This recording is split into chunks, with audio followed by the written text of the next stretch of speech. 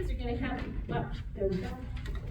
You guys are going to have to be very interactive tonight. Yeah, so. Is everybody else sick? Some are sick, some have grandkids, some have, you know, some are traveling. I'll interact for you. Yeah, okay, yeah, you guys, yeah. So just a couple of announcements, well, actually 3 announcements. If you do not want a book for Joseph, let me know this week because I'm ordering the books for Joseph this week. We have. Where's Joseph? At the end of Hebrews. There's a book on it? Yeah, there's a study on Joseph. Really? Yes. Cool. Genesis chapter 5. That's what it's under. There's Yes. a precept book for that? Yeah. How many weeks? 4. Huh. So yeah, I know. See, we learn something new every day. There you go. So, but if you don't want a book on Joseph, let me know because I'm going to order the books this week. Second, if you are interested in doing Secret Church, that will be here on Friday, April 17th from 6 to midnight. That's a free event, but if you want a book for it, let me know because the books are $10 and I can set one aside for you. But if you've never been to Secret Church, it's really an interesting event. And the person we'll be setting this year is Elijah. So yeah, so just come, you can invite people, you can bring people. Like I said, the event itself is free, but if you want a book, the books are $10. And you don't have to have a book to come to the event. So then, third thing is, if you have strong feelings about what we should do in the fall, which Carl does have strong feelings about, let me know. We'll decide before the end of our study. Clearly we have a commitment issue here, Reen. Yeah. So I don't know, what was the one that you said we need to be committed to? That would be Kings and Prophets. But, That sounds awesome, you know what though? that's Hey, not up to that, the 5 hey, of us. you know what? It depends on how many people it takes for us to have a good discussion. This will be a test run to see how many people it takes us to have a good discussion. So yeah. So anyway, if you have strong feelings one way or another, let me know. Okay, everyone, everyone, open up your Bibles or pull out your observation worksheets for 11 and 12 of Hebrews. Can you guys believe we only have 3 weeks of Hebrews left? I know. We have 1 more week in chapter 12 and then 2 weeks in 13 and then we're done. I can't believe. Where did you sneak in from? Oh. And I'm heading back home. This tummy is not happy. I don't know. Oh, Oh, Dee. Dee, I'm sorry. I'll take care of stuff at home. Okay, all right. Well, we'll be praying for you. Yes. Okay. Just that I get home before If you need the next anything, attack. if you need anything, text me and we'll bring it to you on our way home. Okay, thank you. All right, bye, Dee Dee. So last week we were looking at chapter 11, right? And chapter 11 is famously known as what chapter? The Hall of Faith. And why is it called that? Examples of faith. Yeah. And what's important about faith? Everything. To Right? have it. It is important to have it. Remember in chapter 12, it says it is impossible to please God without it, right? If you were going to substitute a word for faith, what's a good word that we could substitute? Trust, right? So, or belief, it's important that this, and so what we saw is that the author talks about in chapter 11, that there is something that is tied to faith, which he says that we are going to need. Do you remember? He says you have need of endurance, right? And the word for endurance means to stay under a situation, to abide under something, right? So sometimes the word hupomeno in the Greek can be translated as patience, that you need patience to stay under a situation, and hupomeno almost always is in reference to events, right? So we abide under these events and these things. So what were some of the things that we were told that is important about faith in chapter 11? So say when we were looking at someone like Abel, what did we learn about his faith? Do you remember? It enabled him to trust God, to obey God. Right, he worshiped well, right? Because he trusted God in his offering and all of that kind of thing, and it says so his offering, his worship of God was accepted. When we looked at Enoch, remember Enoch was this person that we saw that he sought after God, and so if he was pleasing to God, that searching for God, that desiring to know God, and so one day God just did what? Took him away. Took him away, right?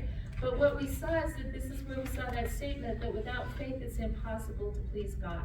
It's impossible to be acceptable to him, right? So who were some of the other people that we saw in chapter 11, and why are they in chapter 11? Noah, Abraham. Sarah. Noah, Abraham, Sarah, Isaac, Jacob, Rahab, all of these people. And each one of them had a certain thing that was specific about their trust in God, right? So when we were looking at like Abraham, Sarah, Isaac, Jacob, how did they see themselves here?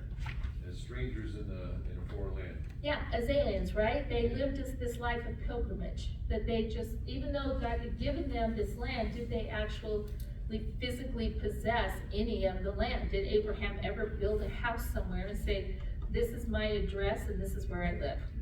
No.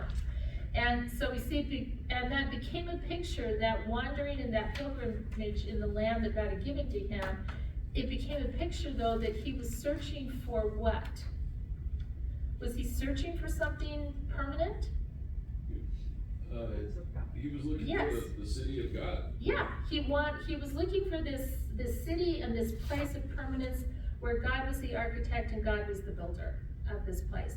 And so what we see with him, and we saw with the patriarchs, is that they understood that these promises that God had given to them, that many of them would never be fulfilled in their own life, but they died trusting in those promises, in that faith, and they passed that faith on to generations that came after them, right? So when we looked at this, does faith always, well, let me rephrase this. If you're living a life of faith, is your life going to look easy? No, in fact, it's just the opposite of that, I think. And how do we know that from chapter 11? Well, because you can look at the end where all these people died these deaths and went through these things that were very unpleasant, and they died with the end in sight. Yeah, and it says that they all endured knowing that they were going to have something better, right? So today when you hear people and they say, well, you know what, I accepted the gospel, and you have someone standing before a group of people and they're portraying the gospel message as, if you accept the gospel of Christ, your life is going to look great, your finances are going to be, you're going to have more money than you can spend if you have enough faith, your kids are going to be totally perfect with, if you have enough faith, your marriage is going to be healed if you have enough faith, your business, you're going to prosper, you're going to be excelling at your career, all of those things. If you have enough faith, all of those things are going to happen to you. Do we see that in chapter 11 of Hebrews? Nope. As a matter of fact, we see exactly the opposite. And not only that, Right. we see the opposite with what Jesus says. Exactly. So the idea that if you're truly living the life that God intends for you to lead, there is going to be struggle, is something that the author is going to continue on into chapter 12, because remember, these people that he's writing to, are they going under some persecution? Yeah. And so what we want to see is that how does this understanding of chapter 11, talking about this trust or this faith that these people had.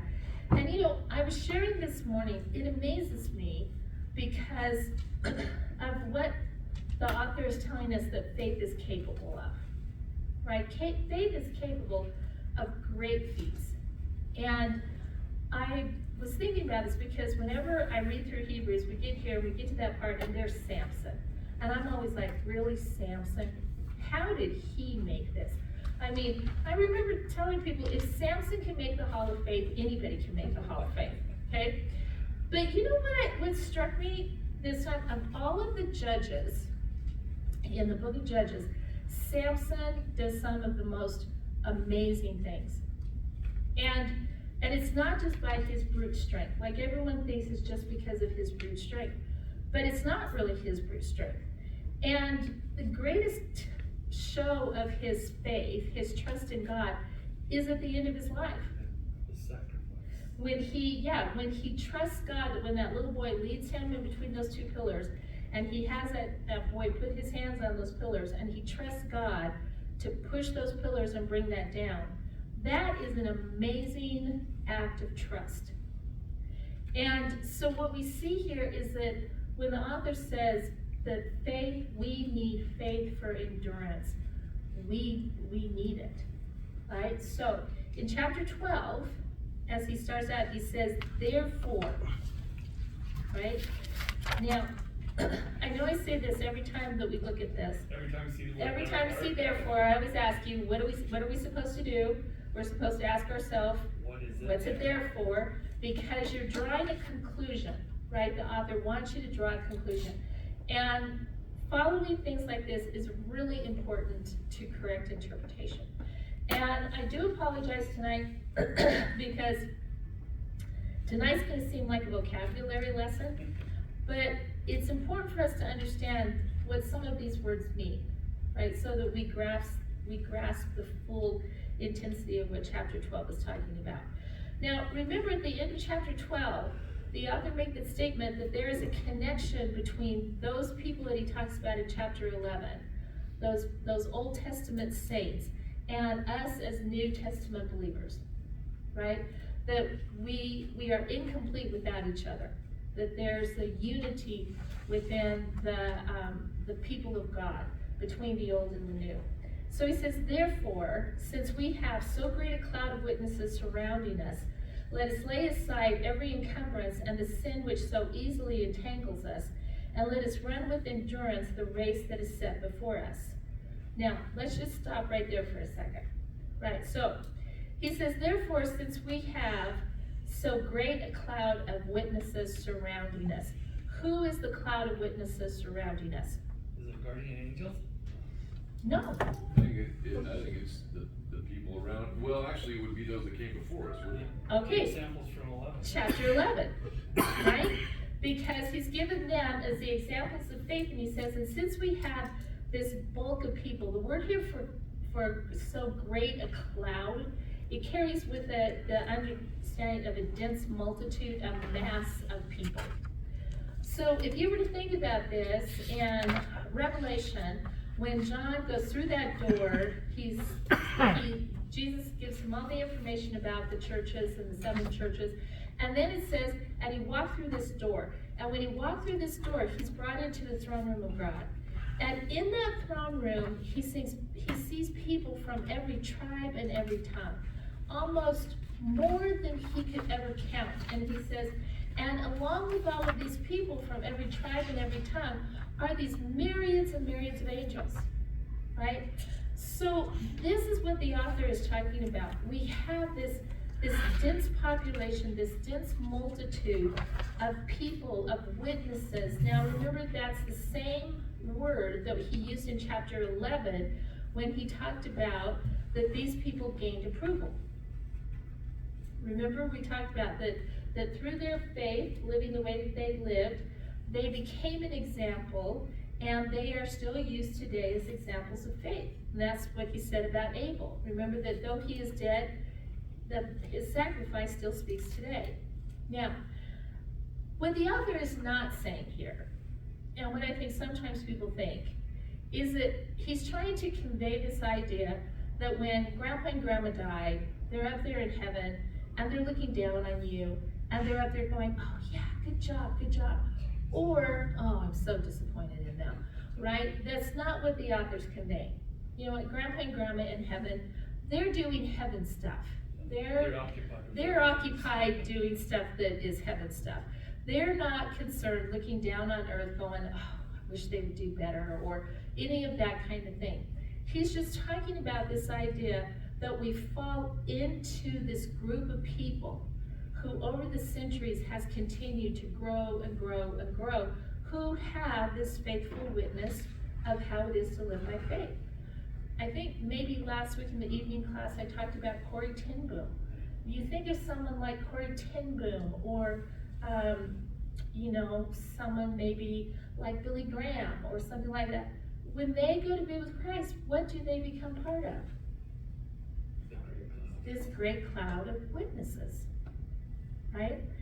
So he says that since we have so great a cloud of witnesses surrounding us, right? And this is in the present tense.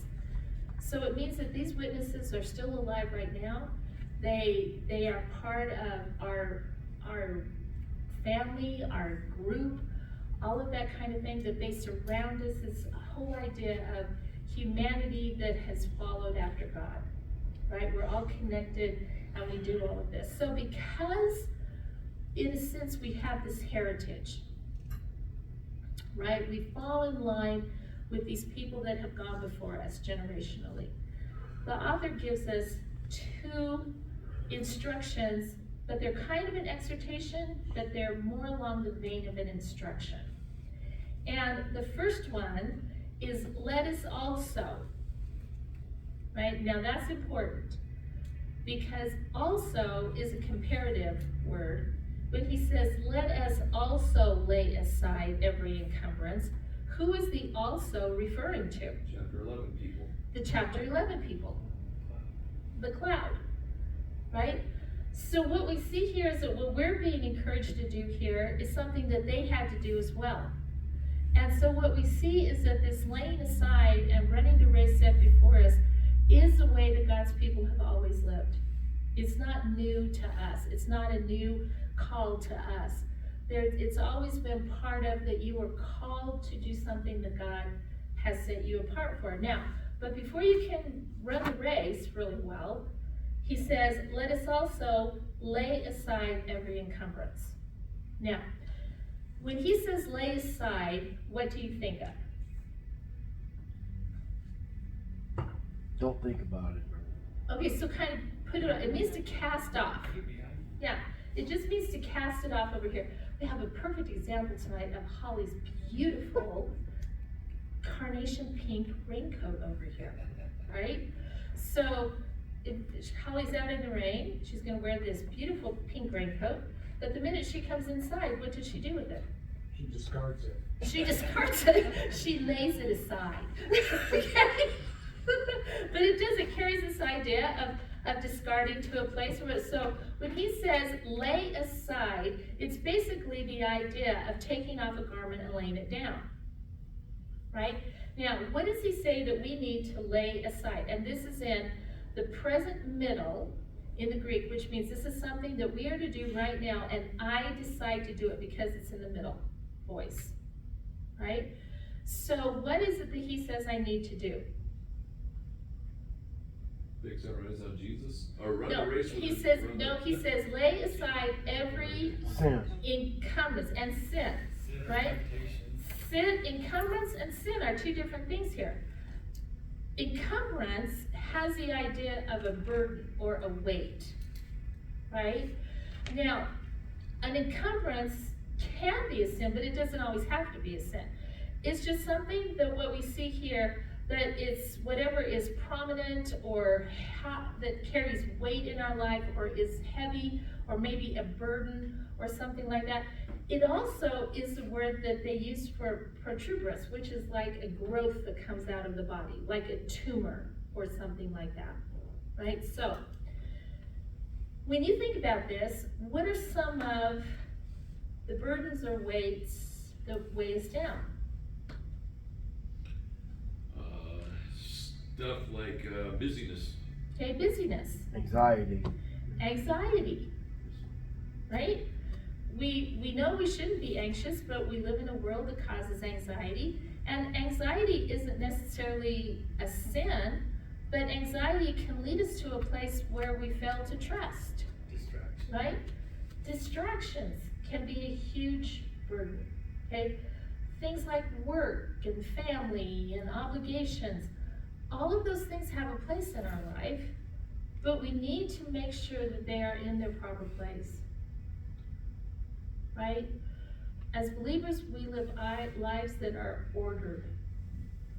And what the author's trying to tell us is that we need to make sure that the priorities in our life are the priorities. We need to lay aside those things that weight us down. We need to lay aside those things that bring us anxiety. Because what we see is they're going to have an effect on us for what we're called to do, right? So he says, lay aside these weights, these burdens, these things that aren't necessarily sin, they're just part of life, because he says, and sin that so easily entangles us. And the word for sin here is harmatia, which just means the missing of the mark, right? So we've talked about this before. It's an archery term. When I'm headed for the bullseye, the target, and my arrow goes completely off, right? I've missed the mark. Now, the question here is, what is the mark that we're aiming for? Yeah, we're aiming to be transformed and to live godly. Right now, remember, the whole reason for chapter 11 is because they're struggling in their persecution. Remember, they've had their property stolen, some have been put into prison, they've been, they're being maligned in public, all of these kind of things. They're struggling because of their Christianity. So the idea is that we remain faithful, we live lives that are growing and glorifying to God. We don't live as we did before, right? Because when we become a believer, we have been changed. The idea is to get rid of this sin that so easily entangles us. And the idea here of entangling us is he's talking about sin that actually like wraps itself around us and clings to us. And this was really something I was thinking about the last couple of weeks looking at this, because on Sunday morning we've been talking about Jonah. And in chapter 2 of Jonah, as Jonah has been thrown off the boat by the sailors in chapter 1, in chapter 2 he describes as he's sinking through the ocean, drowning. And he talks about that the seaweed has wrapped itself around his head. It's wrapped around his body, that he's sinking down to the roots of the earth, that his breath is leaving him. But it's this idea of that seaweed wrapped around him. And this is what the author's talking about. So what does he say when sin so easily entangles us? If something entangles me, what does that mean? Wraps you up. Yeah, it stops me from doing what I'm supposed to do, right? It keeps me from what my intended purpose is.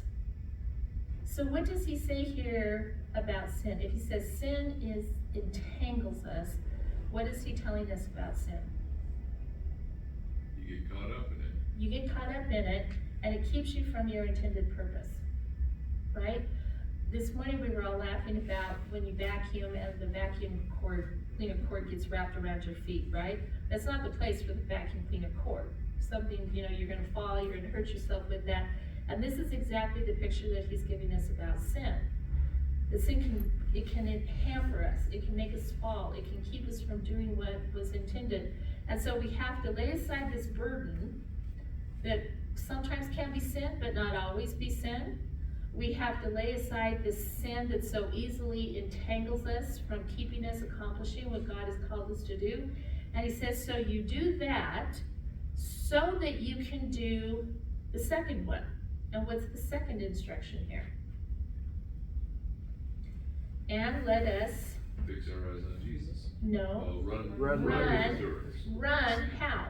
With endurance. With endurance, right? So if this is run with endurance, and this is in the present tense, all right? So he says, run with endurance the race that is set before us. So, now, for those of you who are runners, you're gonna have to correct me here if I'm wrong, but it takes more endurance, I have been told, to run a marathon than it does to sprint for 400 meters. Right? So if this is something where we're called to have endurance, we're talking about a long race, not a short race. Lifetime. A lifetime of following after Christ. And so this is this idea, so we're gonna run the race with endurance. We're gonna stay under that race, right? We're gonna know that it's a race that we're running and it's gonna be hard on us. There's gonna be struggles with it. There are gonna be all of these kind of things. Now, the thing about running a race is you have to train for it. And the author's gonna start talking about what trains us to run this race, what trains us to keep that endurance. But so many times as we run the race, as we're just going through life, what are we tempted to do? Sit down, get tired. Sit down, get tired, to just stop, right? I'm tired of running, I'm tired of doing this, I don't wanna do it anymore, right? So when the author talks about, now remember, he's talking about these people, their race before them, and I think this is what's interesting because every generation of Christians, we have a race that is similar, but it's different, right? And even right now, the race that our brothers and sisters in Iran are running is different than the race we're running today here in America, right? And just kind of a side note, I was so excited yesterday because I actually got an email from Precept asking that we pray for our Iranian brothers and sisters who are actually, Precept has started writing, nobody really knew about this, but Precept has started writing Bible studies in Iranian. And they have 1,000 Bible studies in Iran of people who are doing, and since the conflict has started, they've just had all of these people who have started coming to these Bible studies because they're just questioning all of these things. So now, but is their race in some ways different than ours? Yes. Yeah, because they're gonna endure persecution from Yeah, they got political trials and and religious. tribulations, yeah. They've got trials and tribulations that we don't Same have. goal. But we have trials and tribulations, we have things that we deal with. We're all running the race, but there are different aspects to the race, right? So the race is really just life as a believer.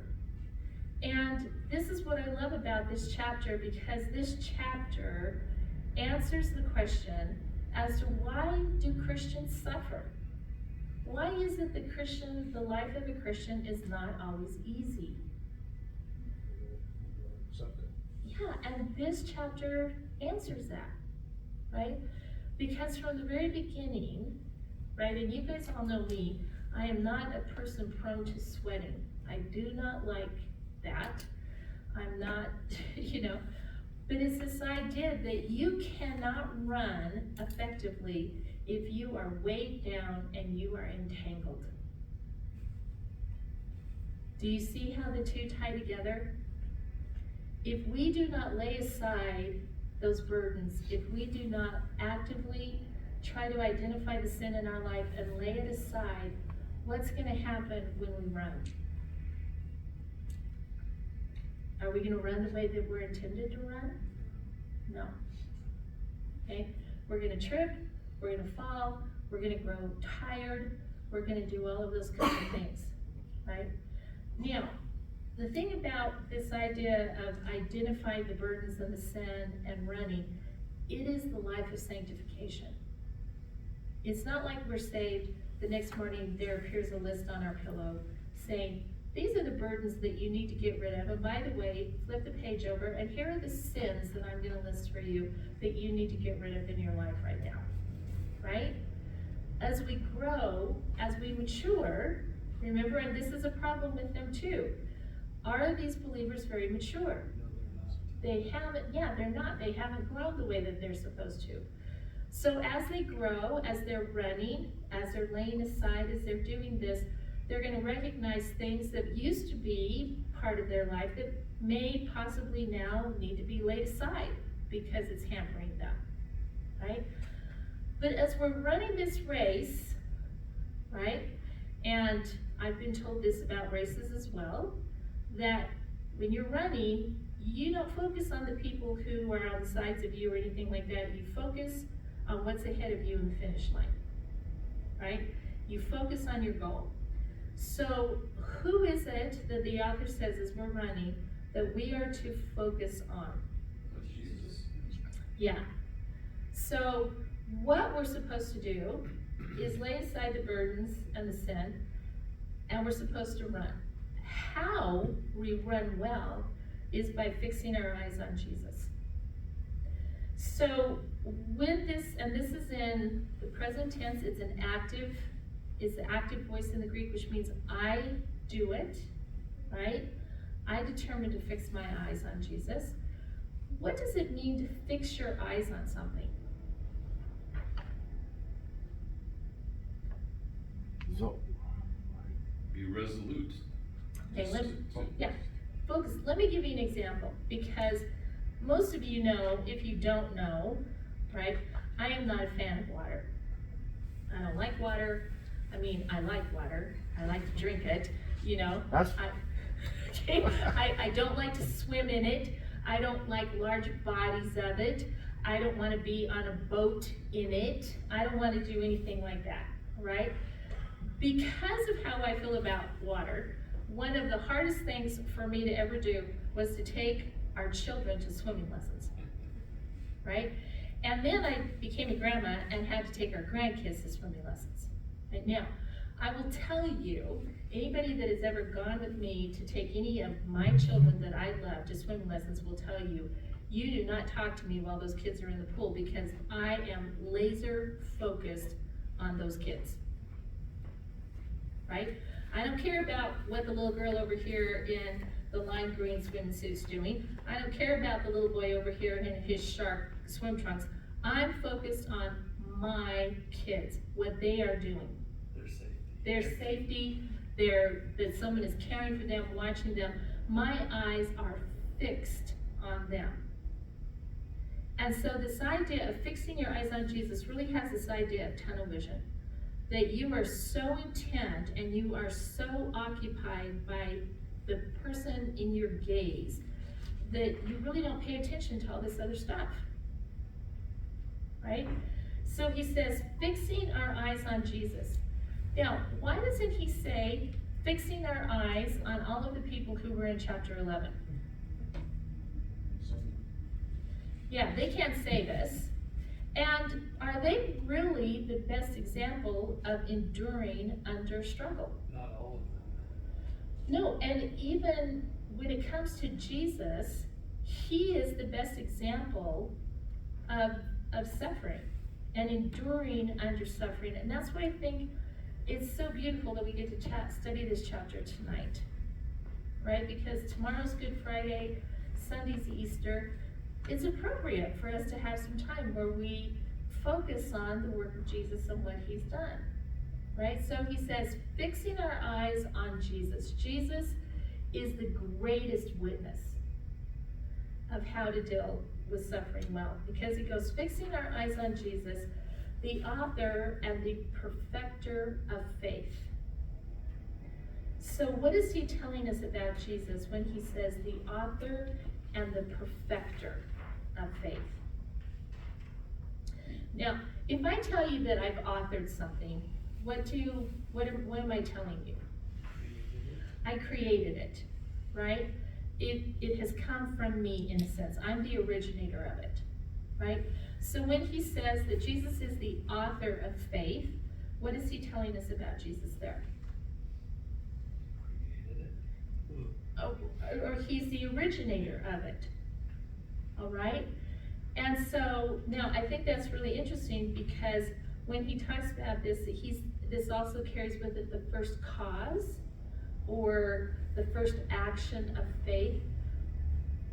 When you look at Jesus, what does he lead a life of?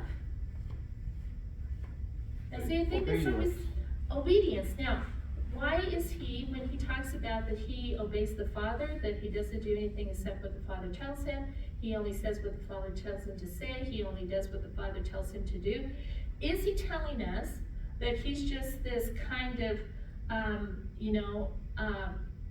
he's just this mindless drone that the Father is moving and working through and all that kind of thing? Is he talking about that? Or is he talking about that his trust and his connection to the Father are so strong that whatever the Father says, he doesn't question. He trusts that that's the right thing to do, that that's the right thing to say, that that's the right thing. Is that what he's talking about?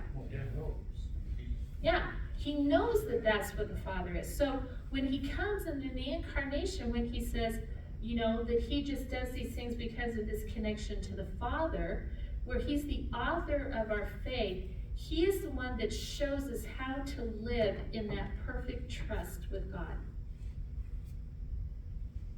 Okay? So this is it. Now, when it says that he's the perfecter, we've talked about this before. This is the same word that the word completion comes from. But what's interesting about this word right here, teleotius, it's the only time it's used in Scripture. And it's only used in reference to Christ. Right? And so what this word conveys is... What word are you talking about? Perfecter. Mm-hmm. Perfecter. So what this word conveys is that the one who, in his own person, raised faith to its completion and so set before us the highest example of faith. That's what we're headed towards, is that completion, that goal of faith that Jesus had in the Father. So that no matter what God says to us, how difficult it is, just like we talked about, what was Jesus' greatest temptation? To not do the cross. To not do the cross, right? So that's his greatest temptation, is to not do the cross. But in the end, what does he say? Thy will be done. Thy will be done. Now, how is it that Jesus is able to say that and carry through with it? Because he trusts God. Because of the trust. Absolute, complete trust. Right? And so he's the author of our faith. He shows us how to start in faith, how to live in faith, but he's the perfecter or the completer of our faith, where he shows us where we're headed is to that complete giving over of ourselves in trust to God. That even when something difficult happens, we're like, okay, this is going to be difficult, but I trust you that this is what needs to happen. Okay? And Jesus is the perfect example of that. He's the truest example of that. And what's interesting about this is that the author tells us that in the work of the cross, it was a struggle for Jesus, because in the next phrase, he says, fixing our eyes on Jesus, the author and perfecter of our faith, who for the joy set before him endured the cross. Now, the question is, what was the joy set before him? We are. Hey, we're part of it, right? Because what has the author spent all of these past chapters conveying to the audience that he wrote to?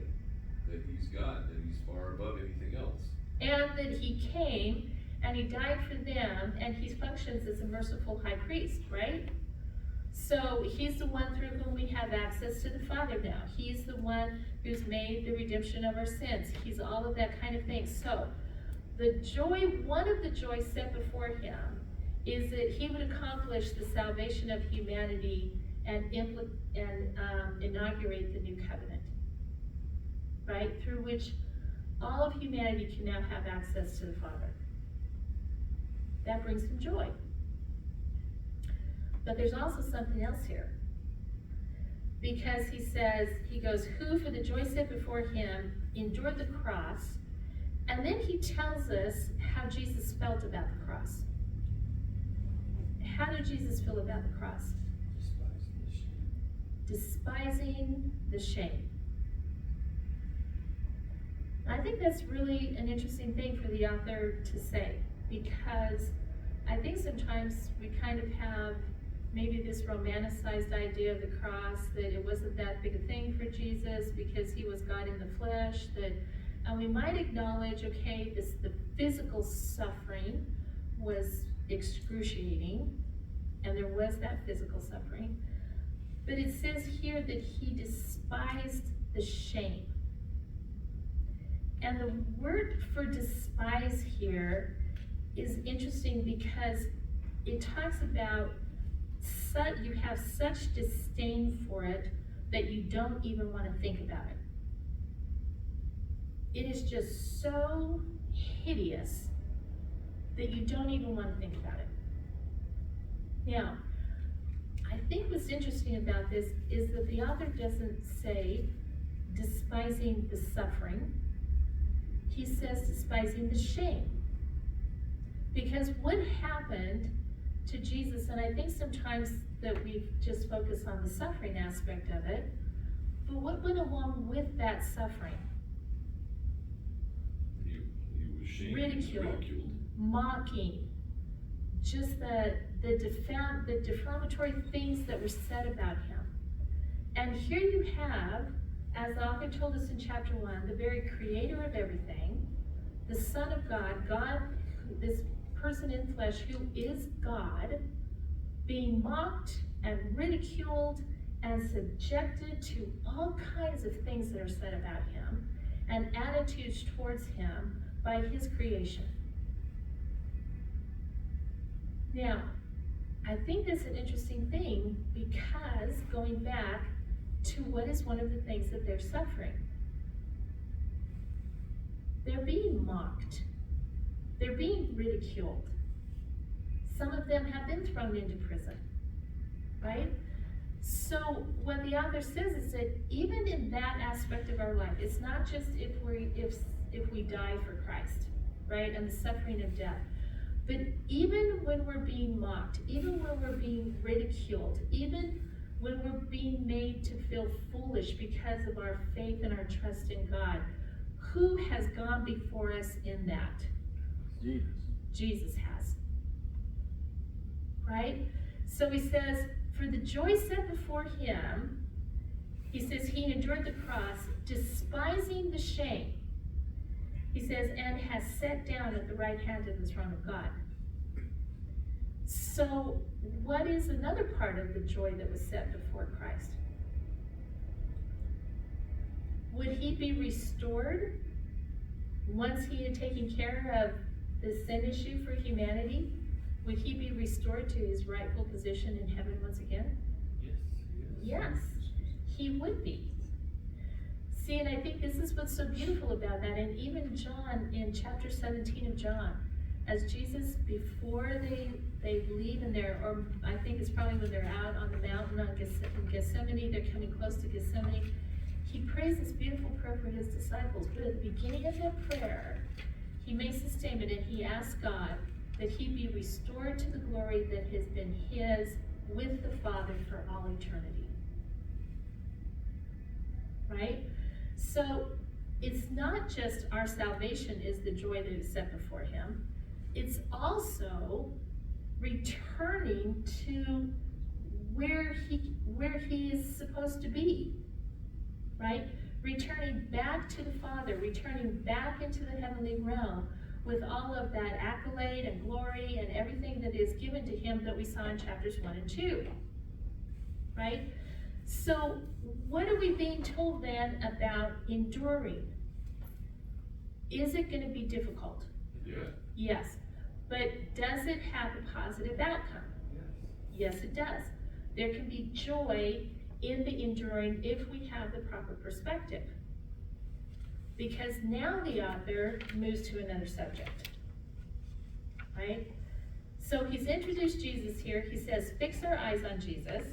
And then in verse 3 he says, for consider him who has endured such what? Hostility by sinners against himself. Now, do you think that American Christians can sometimes fall into a victim mentality? I mean, it's like every time someone says something about, we don't want the 10 Commandments at the courthouse, or, you know, we all like, oh my gosh, we're being persecuted. Oh yeah. Right?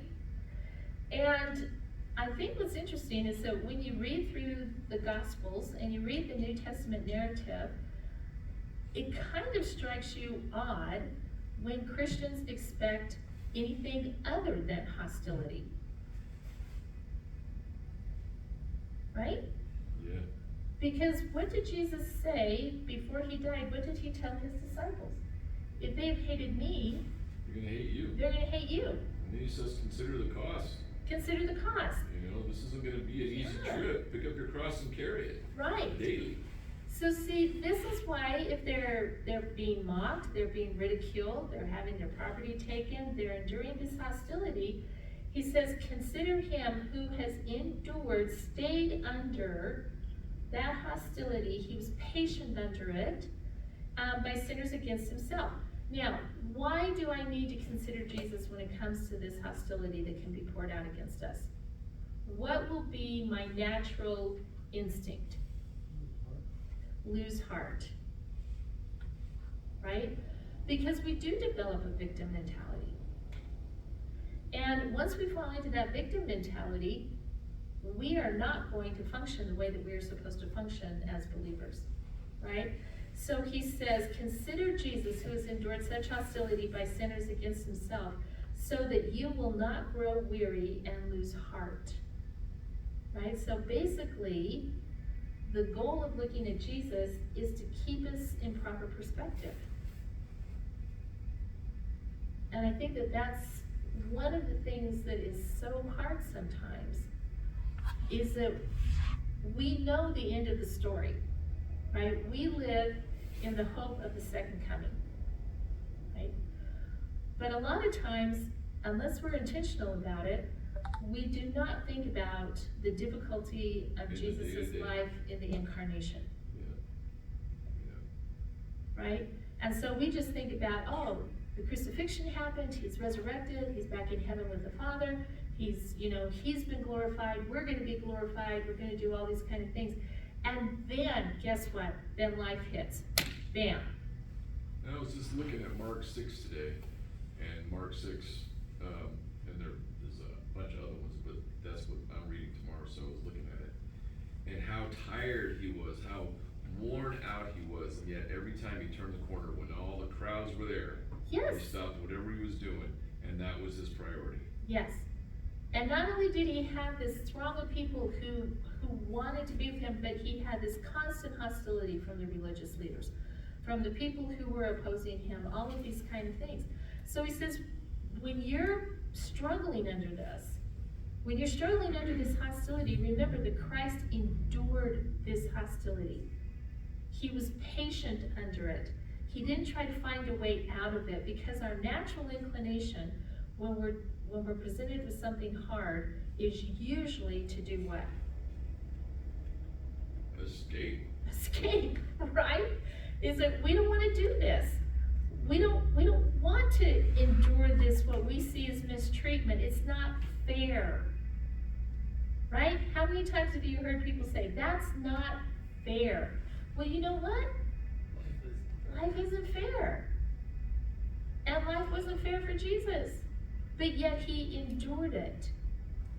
And so the author goes on and he says, and remember, basically in verse 4, what does he remind them of?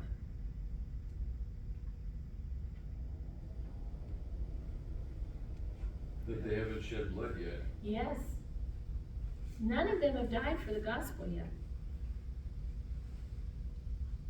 So how long are they going to need to endure? Until they do shed blood to the point of death. Until the possible shedding of blood. Right? Because who's the example that we're fixing our eyes on? Christ. And what the end was for him was the shedding of his blood. Right now, does that sound very happy, cheerful?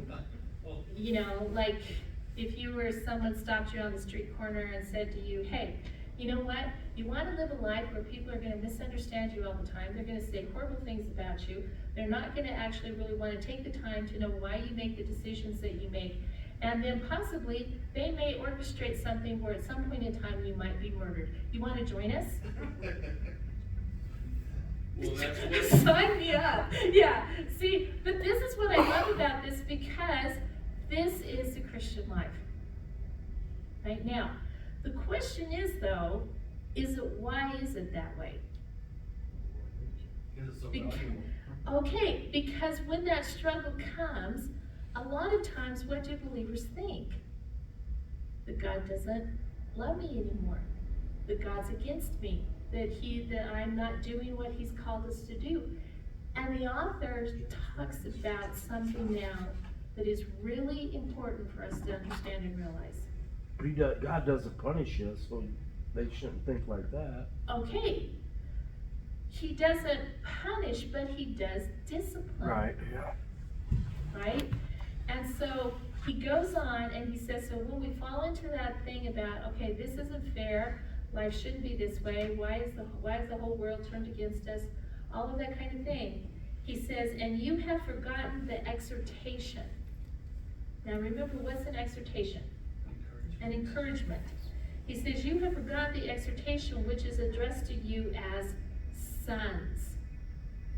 He says, my son, do not regard lightly the discipline of the Lord, nor faint when you are reproved by him. For those whom the Lord loves, he disciplines, and he scourges every son whom he receives. It is for discipline that you endure. God deals with you as with sons, for what son is there whom his father does not discipline? But if you are without discipline, of which all have become partakers, then you are illegitimate children and not sons. Now, your whole understanding and my whole understanding of this passage is determined by my understanding of the word discipline. Because sometimes when you hear the word discipline, what do people think of? Punishment. Right? That's not the word here. The word here is training. It carries with it the idea of what is structured around the training and virtue increasing of children, right? So basically, the whole idea is whatever is needed to create in this child virtue and to help them become the person that they need to be, the parent is in charge of that training, right? So the word discipline does not really entail punishment necessarily. But what's beautiful about this is that the author does this. He's quoting this passage. He does lay out a progressive thing of how we are taught lessons, right? So the first thing, so this was the example I used this morning. Say that you have a child, right? And as children do, they pick up sticks. And usually, especially if it's a boy, if they pick up a stick, especially if it's a large stick, they're gonna hit something with a stick, right? And so you look out the window one day and he's hitting the cat with a stick, right? And you say to your child, don't hit the cat with the stick, right? At that moment, I have disciplined them, right?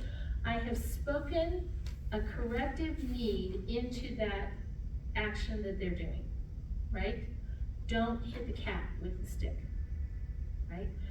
I look out the window 2 minutes later and they're still hitting the cat with the stick, right?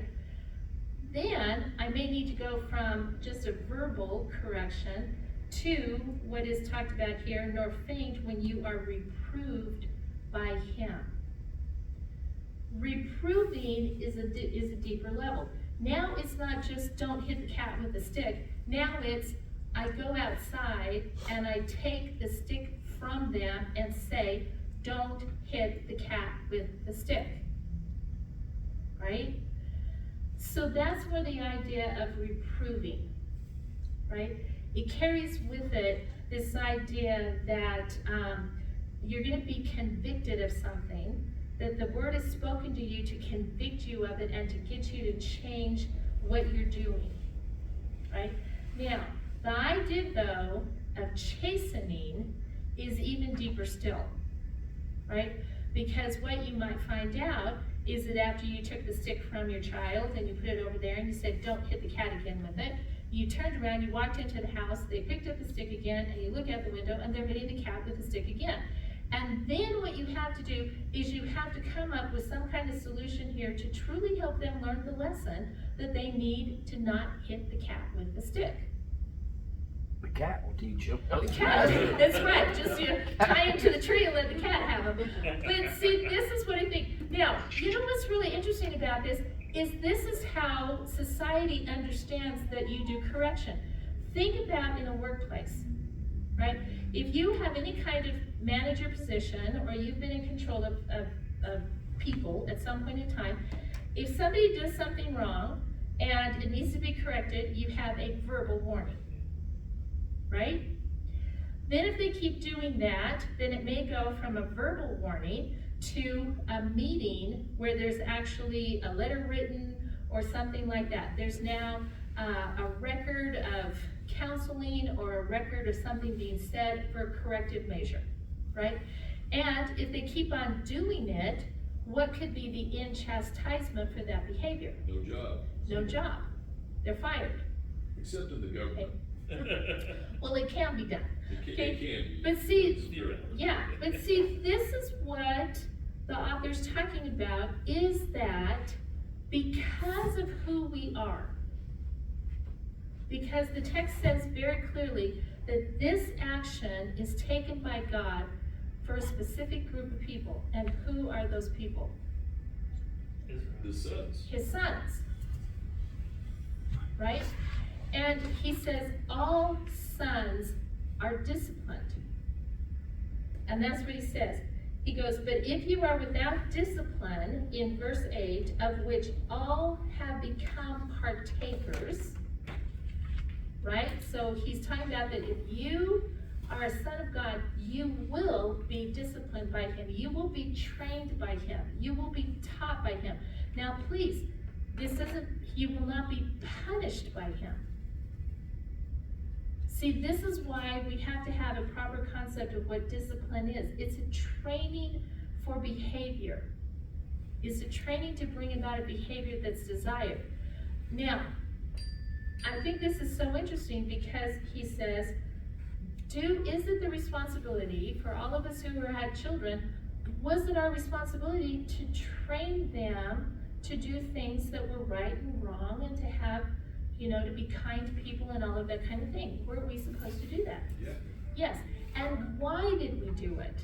Because we love them. Because we love them. Right? That training and that discipline that we showed them is because of our love for them.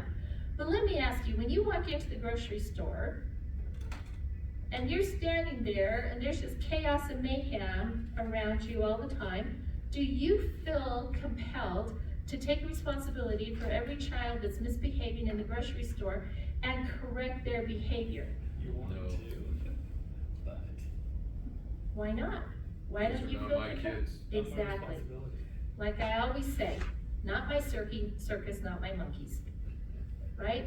Now, if I have my children with me, then I am responsible for that.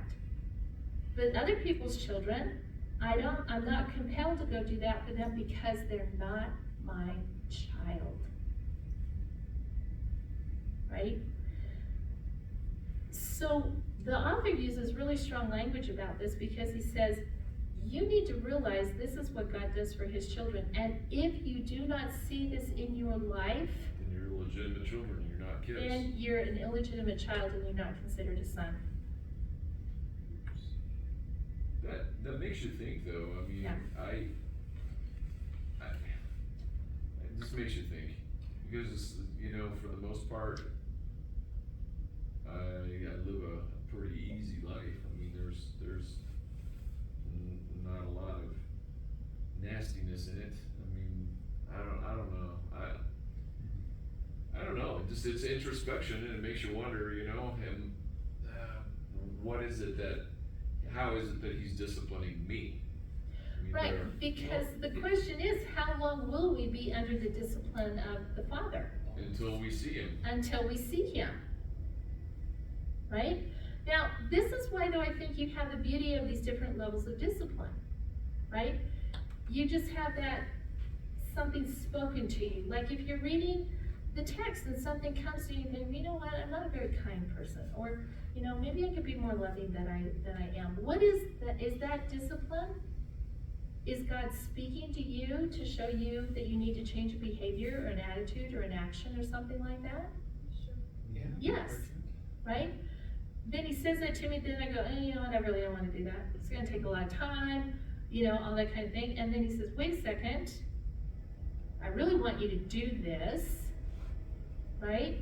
And then maybe after a certain amount of time, you move to that reproving. You're really convicted that this is what God wants you to do, right? And then you go, oh man, I really don't want to do that though, because I don't like heights, and I'm gonna have to climb on top of that house, and I'm gonna have to do all that kind of stuff. And then he was like, I'm just not gonna do it. The Spirit's still talking to you, still convicting you, still, and then the person comes to you and they're like, you know what? I had to move out of the house that I had because I needed help with these things, and nobody would help me, and so now I need help finding a new house and all of that kind of thing. Will you help me find a new house? At that moment, you are being chastised. Yeah, it would hurt. Okay? Because what had God been showing you all along? That you needed to be there. That you needed to be there. He had spoken that to you through His Word. He had convicted you of it with the reproof of it. Then I was chastised because I didn't do it, and here is the sin effect.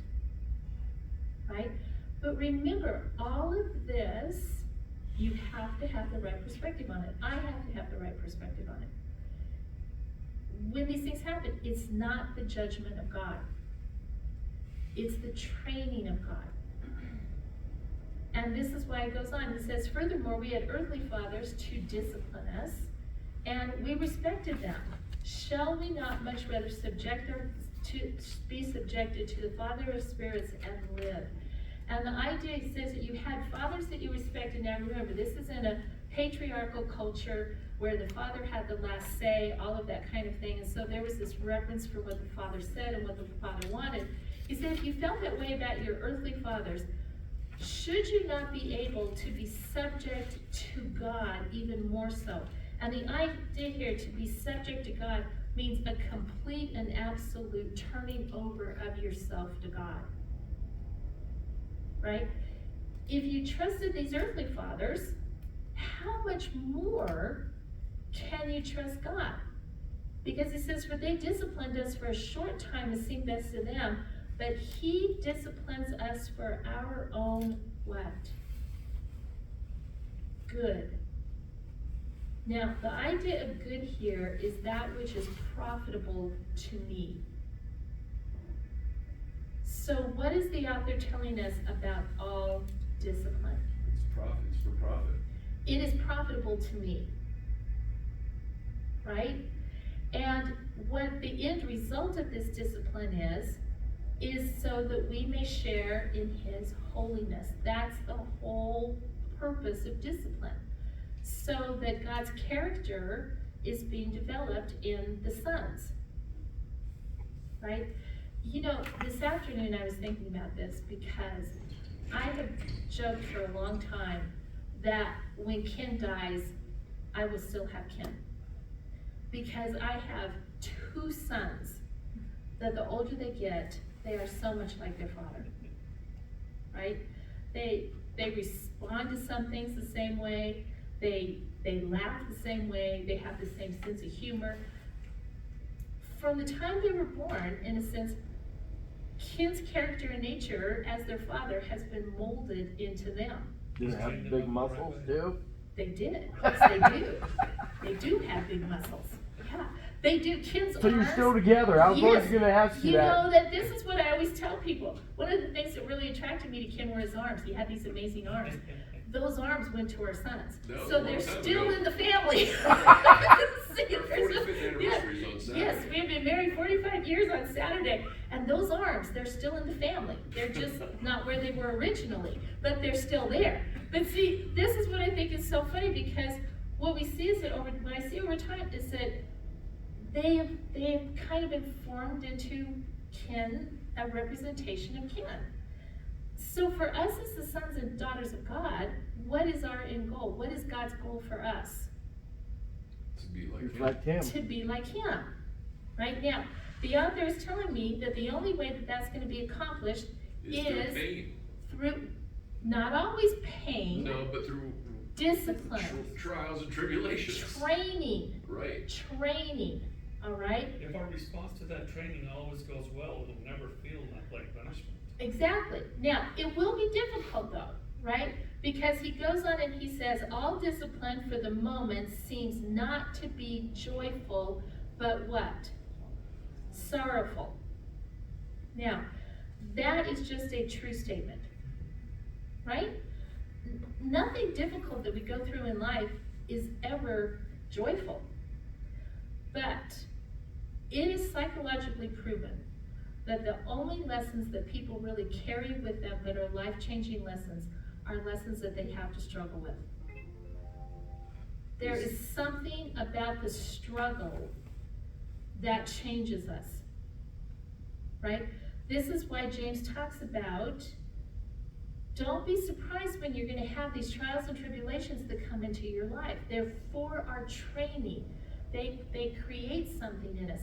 What they create in us is endurance. And it's one of those things that the more we endure, the more we're going to understand the discipline.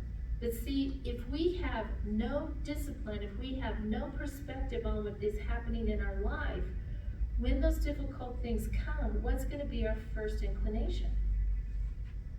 To cave in. To cave in, to lose heart, to grow weary, to lose heart. And to turn it around and ask God, why are you doing this to me? Why don't you love me? Why is my life so much more difficult than so-and-so's life over here? What is it that I have done? I've tried so hard to follow you and to obey you, yet I've obviously displeased you because these difficult things are happening to me. Is that the proper perspective to have? No. No. What should be my proper perspective? Thank you for treating me as a son. Thank you for treating me as a son. Now, it doesn't have to be, oh, thank you for treating me as a son, you know, that kind of thing. It's not that, but it is that quiet voice inside of us understanding what it is, and we do recognize this is an act of love. Yeah. That he loves me enough to mold me, to change me, to create his image in me. So he says at the time, it can be sorrowful. But what can I learn from this? But what do I learn from it? What is the end result? And that's what he says, yet, to those who have been trained by it. The it here is discipline. To those who have been trained by it, afterwards it yields a peaceful fruit of righteousness. Now, remember, what is their spiritual need? What do we already know about? They need to grow up. Right. Right? The author is telling them, how are they going to grow up? By enduring. By enduring the discipline. And keeping their eyes focused on him. Keeping their eyes focused on Jesus, because who is the example of being disciplined, trained by God while he was in the flesh? Christ is, right? So this is why he says you have forgotten the exhortation that the sons are disciplined. It's a sign of love, right? So you know what? The Christian life is not going to be easy. We wouldn't learn anything if it were easy. The lessons that we value are the lessons that we have learned with great difficulty and soul searching and coming to God and talking to him about that. So then how does this discipline play out in our lives? If it's going to bring this fruit of maturity to us, if it's going to help us, what are some of the things that discipline is going to look like? And we have 3 instructions, and then we have 3 warnings. We'll have 4 when we get to the next page. He says, therefore, right? Strengthen the hands that are weak and the knees that are feeble, and make straight paths for your feet, so that the limb which is lame may not be put out of joint, but rather healed. Right? So, when I'm going through something that is difficult, right? And I tell you that you know this is just a really hard thing. It's all that, how are you as a community of believers supposed to respond to me? Encourage you. Right, what does it say? Strengthen the hands that are weak and the knees that are feeble. Right? Because what do you know about me while I'm being disciplined by God, while He's teaching me and training me? What is a possible avenue that I may think I need to take? To bail out. To bail out. Lose heart, grow weary.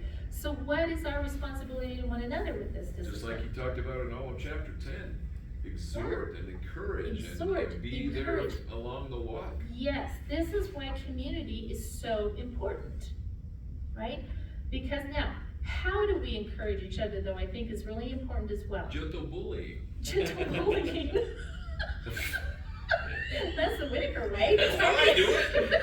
It doesn't That's work how very does well. it. But see, but I think this is so say that, you know, I'm struggling with something and Murph comes up to me and he says, Rita, how you doing? I say, oh man, Murph, I'm just really struggling with this. I just, you know, and he goes, oh, you know, it's just God's discipline. You know, you just deal with it, go with it, you know, just go with the flow. You know what it is, it's all that kind of thing. You'll be okay. You know what, everything's great. Okay, now, if Murph approaches me that way, and I'm struggling and sorrowful and all that kind of thing, what am I gonna look at Murph and want to do to him? Discipline him. Discipline him. I'm going to want to have a moment of intense fellowship with Murph, right? Now, what is really important about this is that we strengthen and we encourage and we do that well. Yeah. Right? Acknowledging, can discipline be sorrowful? Yeah. Yes. Can it be hard? Really hard. Really hard. Can it take maybe a long time for something to work itself out? Yes. Right? So this is why we need to make sure that we are encouraging instead of just pretending that minimizing the struggle of what somebody's going through while they're being disciplined. And the more I've thought about this so much over the last couple of years, but that whole Lone Ranger thing, you can't be a Lone Ranger Christian. I mean, you can't. But you when I won't look be at very this, healthy. it's like every time you turn around there, it's always about encouraging and exhorting and being on a Right. path with, and being part of, and you know, strengthen the hands and the knees and. Yes. Because we're created for community. And this is what this is why he says, do not forsake assembling together. Because we're gonna need one another. So he says we need to strengthen one another, we need to do that. Then in verse 14, he says, what's the next instruction? Pursue peace with all Pursue men. peace with all men. Now, that's gonna take some discipline, right? Okay? Then he goes on and he says, and pursue, the pursue goes along with this next one, this next instruction as well, the sanctification without which no one will see the Lord. Okay, now, what is sanctification? It comes from the root hagios, which means sanctify, to set apart. So what is the process of sanctification? When we talk about we're in the process of sanctification as believers, what are we saying that we're in the process of? Getting more like the Lord. Becoming more like God, right?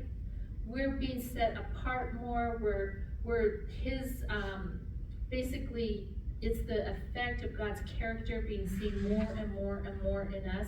And the author makes a really strong statement. He says that to pursue the sanctification without which no one will see the Lord. That doesn't make sense to me. Okay, so the question is here is that if I'm not pursuing the sanctification of God, if I'm not desiring for His image to be created All the in me, sanctification without. yes, that if that's So not you're what not, okay. yeah, if I don't want that, then the question is, Do I want the Lord? do I really want to see the Lord? Right? So this is why he says this is an instruction. It's stronger than just an encouragement. He says this creation of God in you, of God's character and His image, like what Paul talks about in the Corinthians letter, that we are being created into the image of Christ. Right? And that's not something passive here. He says we need to pursue it. That's an active part. It's an active thing that we pursue, right? Now, we're gonna look at all of this stuff more next week because we have another week in it, but, so then he goes on, so we have these instructions. Then we have 3 warnings, one right after another. He says, see to it that no one comes short of the grace of God, right? That's number 1. The second one is, in verse 15, he says that no root of bitterness springing up causes trouble, and by it many be defiled. Right? So let's not, I mean, I know we are, but come short of the grace of God. Okay, That's- we're gonna talk about all of these next week, Okay. right? Because these are warnings. So we're Yeah, gonna, what does it kinda mean to scary. come short of the grace of God, right? So we're gonna have that. Then the second thing is a warning against bitterness. Because if I'm part of a community and I'm being bitter, what does this verse tell me will not be contained purely within me? The church is gonna, because many will be defiled. That bitterness, yes, because bitterness is a poison that spreads. It's 11. Yes, and it just spreads out of control, right? And it says because of that, many will be defiled, right? The next instruction is that there be no immoral person or godless person like Esau. Now, the word here for immoral is the word porneia, right? And that's the word in the Greek that we get any kind of sexual misconduct, basically fornication, lust, all of that kind of thing falls under that word porneia. So what is he saying? That is like, see to it that no one within your community has these, is acting improperly sexually, right? And godless, like Esau. He's not saying that Esau was immoral. He's telling us that Esau was godless. Now, the word for godless here means that which lacks all relationship or affinity towards God. It's basically someone who is godless basically has no desire for God or the things of God, right? Now, the example of this here that the author gives us in perfect Old Testament, example, like what he's been doing through the whole book, is Esau. Now, he says, this godless person like Esau. Now, what showed that he was godless? Oh, he just gave up his birthright so quickly. Okay, Callous, it's okay. how callous he took it, and that he sold it. Didn't think it was worth it. He didn't think it was worth anything, right? Now, remember, what did that birthright represent? Heritage. His heritage, all the promises that God had made to his father, Isaac, right? That had been made to his grandfather Abraham. And this is what's really interesting. He lacked any kind of care about those things, any kind of desire for them, that he sold it for a bowl of bean stew, for a bowl of lentils. Now this passage is really interesting, right? Because he says that was a godless act on his part. But then he goes on and he says, for you know that even afterwards, after what? After the meal, after he lost the After he inheritance. lost his birthright, Yeah. right? When he desired to inherit the blessing. Now this is interesting when you go back and you look at the story. He had sold the birthright, but what he was always counting on is that he would get Isaac's blessing, right? And that carried as much weight in a sense as what the birthright did. And it says that when he desired to inherit the blessing, he was rejected, for he found no place for repentance, though he sought for it with tears. Okay, so now think about this. He sold the birthright, but the blessing was stolen from him. Jacob stole the blessing. And this is what's so interesting about the narrative. When he comes in to Isaac, after Isaac has blessed Jacob, and Isaac says, I can't. I already blessed who I thought was you. Right. And he says, no, it wasn't me. It's me. And remember, he says, feel me. He goes, I already blessed. I already gave the blessing to your brother. Isaac was blinded. Isaac- Jacob deceived him. Yes, to get it. to get it. What's interesting about it is that Isaac understands the gravity of this, and he doesn't just say, oh, I'm taking back that blessing from Jacob, who obviously stole it, and I'm gonna give it to you, Esau. Yeah. Yeah, I've never really understood that. But I mean, Because he couldn't. Right, yeah, I get that. Yeah. But I just don't understand the culture, I think, so much. Yeah. Now, Once see, it's done, it's done. once it's done, it's done. It cannot be rescinded. Isaac could not repent for giving the birthright or giving the blessing to Jacob. Now remember, the word repent just means to turn from. Once that action was done, Isaac couldn't turn from it. And remember, he says, there's nothing left for me to give you. And that's when Esau just breaks down into tears, and that's when he's like, I'm gonna kill Jacob, all of that kind of thing. And this is what I think that the author is trying to do, that there are some things that once it has happened, cannot be changed. Right? Even as much as we would want them to be changed, they can't be changed. I don't think now, looking at this, that it's saying that Esau was insincere when he was crying about the blessing and so upset about the blessing. I don't think that's what the author's telling us. I think he was sincere. I think he was did too. want the blessing. But I don't understand why this is in Okay. here, right here, because All it's right, like it's now just kind of that's thrown in the out of nowhere. question. That's the question. Why this story in here of this godless act of Esau, and then an act that he really wanted, but was withheld from him, so much so that it gave him sorrow, and that it couldn't be changed. I think that's kind of the focus of where the author is going to. Because I think what he's trying to do is to lead them back to an understanding that there are some things that God has changed that cannot go back to what they were before. Right? Because he starts talking, he says, for you have not come to a mountain that can be touched, to a blazing fire, to darkness and gloom and whirlwind, and to the blast of a trumpet and the sound of words, which sound was such that those who heard begged that no further word be spoken to them. For they could not bear the command, if even a beast touches the mountain, it will be stoned. And so terrible was the sight that Moses said, I am full of fear and trembling. Now, what event is the author talking about right there? In Mount Zion, at the Sinai. Sinai. yeah. Okay, he's talking about the giving of the law at Sinai. And what did they realize at that moment? Now, he's not portraying that God came in this violent, horrible, off-putting way. He just came in his holiness. Right, and that was enough to Right. freak him out. And that was enough to freak them out.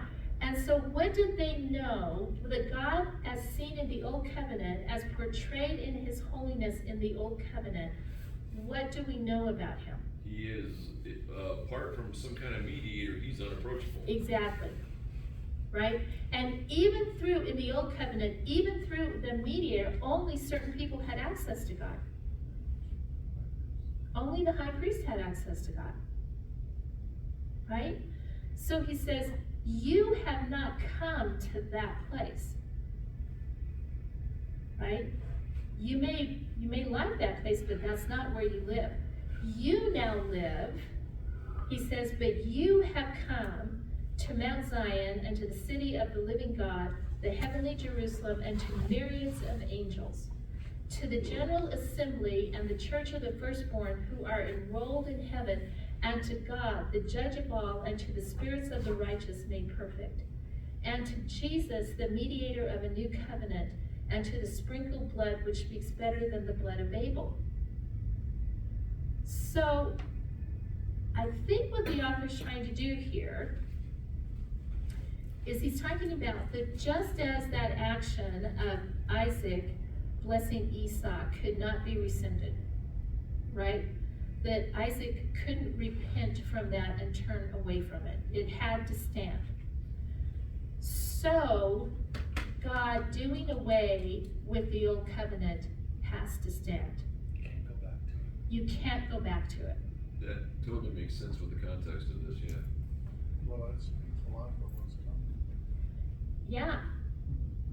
See, and that's why I think he says, okay, this is how they saw God in his holiness, in this unapproachable holiness.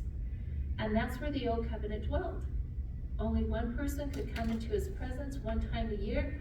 That holiness, that's what it was seen. But now in the new covenant, he says what? You can't Access is approach wide it. open. Access is wide open. That's Access awesome. is wide open. You have come to Mount Zion. You have come to the city of the living God, the new Jerusalem. And then he just outlines all of these other people who are in that city, and all of these other who have access, and they have access because of who? In verse 24. Because of Jesus, the mediator of the new covenant. Right? So, you have this beautiful picture.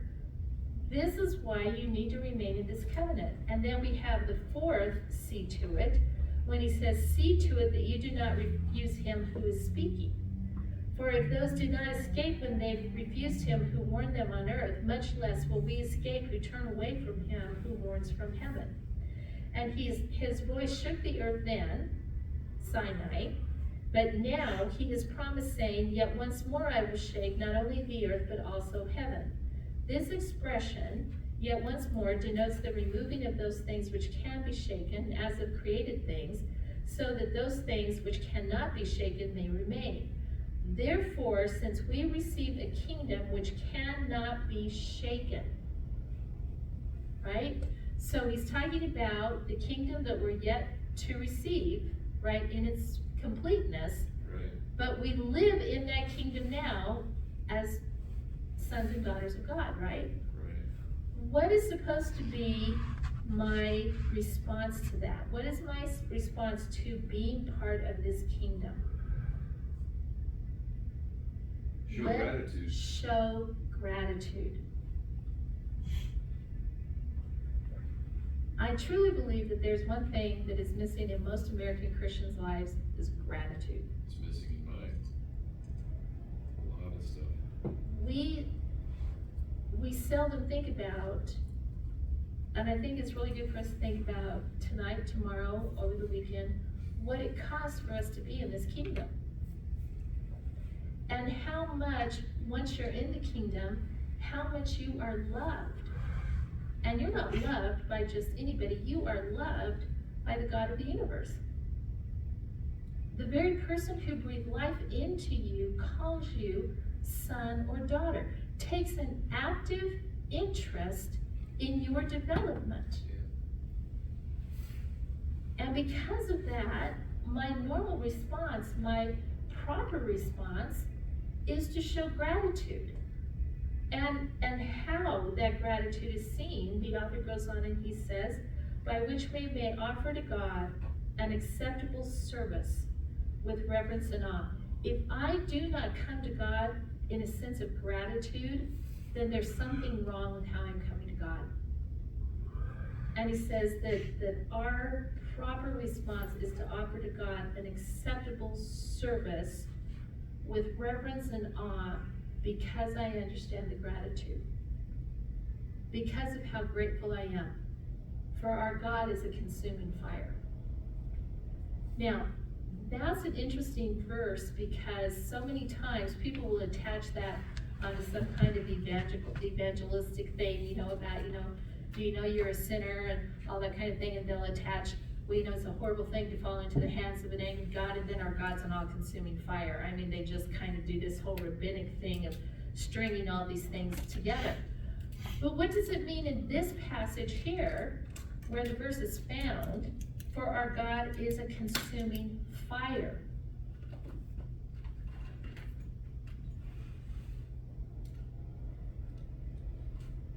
See, I think it's interesting, because the first time we see God as fire in the Bible is at the burning bush with Moses, right? Now, you see that bush, it's there, it's on fire, but it's not consumed. it's a representation of God's holiness. It's a representation of his presence there. The next time we see it is with the pillar of fire, with the Israelites, that this pillar of fire that doesn't consume anything is self-contained and it moves with them through the wilderness, and it's God's presence with them. Then you see this idea of God's fire coming down to accept sacrifices during the Judges period, all this kind of thing. This idea of God being this consuming fire, it's tied to this understanding of how we serve him with reverence and awe. Right? That it's mind-boggling to try to wrap your brain around this God. Right? But what's beautiful about him is that he wants all of us. He wants all of you, he wants all of me when we come to serve him, to live in his kingdom. We understand that, and we serve him with gratitude, but it also has this idea that a consuming fire can burn off all the dross. Right? It burns, but it doesn't necessarily destroy. It burns the impurities away. It burns the impurities, but it leaves what's pure. Right? And this is this whole idea. This verse is not in context of judgment. Do you see that? Nowhere in the chapter has the author talked about judgment. So the verse cannot be about judgment. It has to be about discipline. It has to be about my attitude as I come to God in gratitude, that I revere him, I stand in awe of him, because he is this amazing being. And I think that's what's so beautiful. The first time Moses sees that fire, he is awestruck by it. Where the text says that he saw it on the mountain, he had to go and he had to see what it was. And he comes there and he's just blown away by this fire. And then this voice comes out of the fire. And it says to him, take off your sandals, for you're on holy ground. Right? So what we see is this idea of this just majesty and grandeur of God as this consuming fire. So what is it that we take away from chapter 12 tonight? Like, if there's one thing when you walk out the door that you know from going through chapter 12.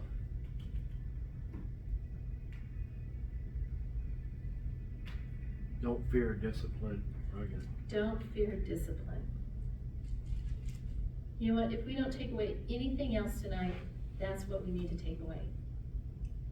Because discipline does not equal punishment. You know, It's our training. you know what we're listening to on the way home? Consuming Fire by Third Day. I was just looking up these lyrics. There you go. And they are exactly like what we're talking about here. Yes. Do you wonder where they get the lyrics? Yeah, where'd they get those from? Yeah. Well, I wonder too. Yeah. Well, let me ask you, so say that you have a friend who's a Christian and they start going through something that's really hard in their life. And they're at lunch with them and they say, you know what, I just don't know what I've done to displease God. I don't know why. I don't think he loves me. I don't think he cares for me. I don't know how to connect with him. I don't know what I need to repent of so I can make him happy. So this difficulty is gone out of my life. All of that kind of thing, because I was talking to somebody and they told me if I had enough faith that I wouldn't have these struggles in my Well, life. in gentle bullying technique, come on, bro. You know that's a lie. And Okay. the Lord says you're gonna have Okay, so discipline your whole life. what do I need I'm to not kidding. I gently? would say something Okay. like that. Okay, A son or a daughter. okay, yes. See, this is Exactly. what we need to encourage them. But please hear me, encourage them in a way where they will hear it as an encouragement, Right. right? And take them to this passage and tell them, you know what? Exactly the opposite is happening to you than what you think. This is actually showing how much God does Loves love you, how much he's interested in your refining and the creation of his character and nature in you. Yes, it's hard, it's sorrowful, but it's going to produce something in you that is going to be amazing. So let me help you through that, right? Let me help you so you don't lose heart and you don't grow weary, because I know that right now you're in that place, right? So is this this information just purely for us alone? No, No, everybody. it's for everybody in how we help one another. Okay, so does that But give I'm you sorry, enough? babe, there's only 7 of us that can help you. That's okay. You know what? Jesus only had 12. You know? I mean, there might be a few more Yeah. than 7. Hello, all you people in video land. You know? So yeah. So any thoughts as we close tonight? I mean, I know you have thoughts, but anything that any of you would like to share? Are we good? Okay. Let's pray then. Father, we thank you so much for this passage in Hebrews. But every chapter we have done in Hebrews, I think I've said, oh my gosh, this is the best chapter ever. Lord, this is such an amazing book. And we thank you so much that you have given it to us and preserved it for us for all of these years. And Lord, I just ask that we take what we've talked about tonight, and it doesn't just go in one ear and out the other, but we ask you to truly cement this into our hearts and minds, that this becomes one of those principles that we just never forget, that your training of us is done by your love, and it is only for our benefit. And yes, it can be hard, but we need to look at what the outcome will be, because in the end, we will know you better. And so, Father, I just ask that you would help us to have the eyes to see those who need to be encouraged in this way, that if we need to be encouraged, that we would reach out to someone and tell them where we're struggling and we're losing heart. But Father, that we would just have a totally different perspective on what it means to be a son or daughter. But in the end, it is so worth it, and that we would speak those words to the people that need to hear it. Father, we thank you for what we're going to celebrate this weekend. We ask that you would just help us to take some time tomorrow and to think about the sacrifices made on our behalf. And that, Father, we would really just meditate upon the work of your Son. And then on Sunday morning, that we would just rejoice, as Christians have for thousands of years, that tomb was empty and that we serve a resurrected Lord. So, Father, I thank you so much for all of these people who are here tonight. I thank you for their discipline and their willingness to come out on a cold night like tonight. And I pray for those who aren't here tonight, who are sick and who are traveling. And Father, I just pray that they would just have a wonderful weekend with you as well. So Father, I ask now that you would just watch over us as we all head our separate ways, that you would give us safety as we go home or to wherever it is that we're going after this. And that, Father, if it would be your will, that you would bring us all back together again next week to continue our study of your word. But if tonight is our last night together, boy, what a night to end on. And we thank you so much for it in your Son. Amen.